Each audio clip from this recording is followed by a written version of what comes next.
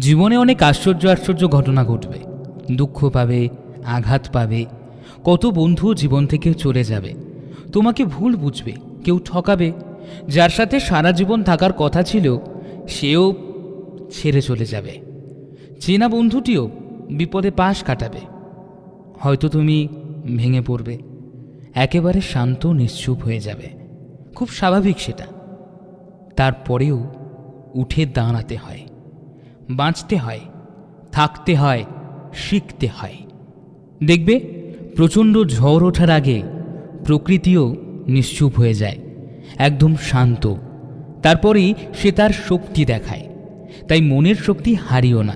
এই পর্যন্ত মানুষ যত অসম্ভব কাজকে সম্ভব করেছে সবটাই তার মনের জোরে।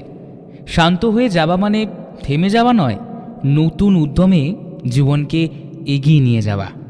তুমিও পারবে যদি মনের শক্তি না হারাও।